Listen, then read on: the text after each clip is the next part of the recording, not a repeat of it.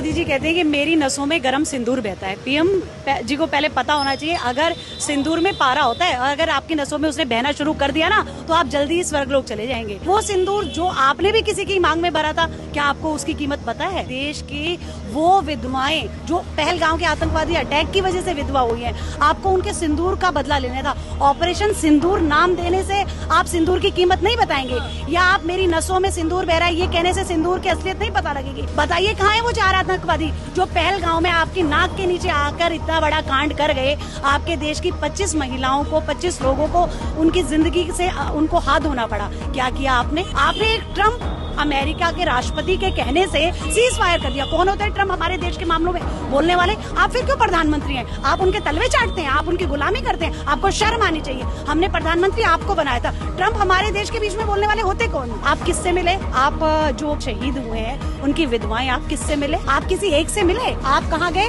आप कहते हैं विदेश से आते ही मैं सीधा जो है बिहार जाता हूँ। बिहार में जाके आप एक रैली को संबोधित करें। आपको सबसे पहले उन विधवाओं से मिलना था। आपको पहलगाम जाना चाहिए था जहाँ पे ये आतंकवादी हमला हुआ था। ये सब गलत है। मोदी जी लोगों को गुमराह करना छोड़ दीजिए। हमें तो लगता है कि जब जब इलेक्शन आएंगे, जब जब कभी पुलवामा होगा, कभी पहलगाम होगा, ये सब होते ही रहेंगे। मोदी जी ने क्या किया है? वो ढोल ज्यादा बजाते हैं, काम कम करते हैं। वो लोगों को दिखाते हैं कि जी देखो मैंने ये किया। सारे चैनल्स को उन्होंने खरीद रखे हैं। क्यों नहीं जाके उनकी विधवाओं से मिले जिनके सामने उनके हस्बैंड को मार दिया, उनके बच्चों को मार दिया, जवान बेटा मार दिया जिसका?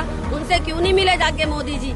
जाते ना, मिलते, लोगों का दर्द समझते। मोदी जी सिर्फ बातें बना रहे हैं और जुमले सुना रहे हैं और कुछ नहीं है। मोदी जी को बोलने से ज्यादा उन महिलाओं से जाके मिलना चाहिए था, बजाय इस पहुंचने के।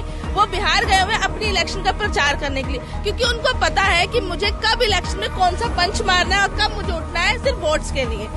अब उनका पंच बिहार था, थोड़े टाइम बाद अभी वो अमृतसर के नाम लेते हैं कि पंजाब में ये। जब पंजाब में वोट्स आएंगे तो फिर वो यही कहेंगे जाके कि भैया मैंने अमृतसर गुरुद्वारा मैंने बचा दिया, मैंने ये कर दिया। तो लग तो ऐसा ही रहा है कि सौदागरी है, कि वो हर चीज को मुद्दा बना के अपने वोट बैंक को बढ़ाने के लिए यूज कर रहे हैं। कोशिश तो वो यही कर रहे हैं ना कि हम सिंदूर के नाम पे वोट बटोरे, लेकिन ऐसा नहीं है। लेडीजों को खुद भी समझना चाहिए कि हमारे साथ ऐसा हो रहा है तो हम थोड़े से टाइट हो जाए, इनकी बातों में न आए। और दूसरी बात, आतंकवादी किस तरीके से घुस गए। इतनी फौज होने के बाद भी बेचारे आम जो भी लोग थे, हमारे जितने भी भाई बहन थे, सबको मार डाला।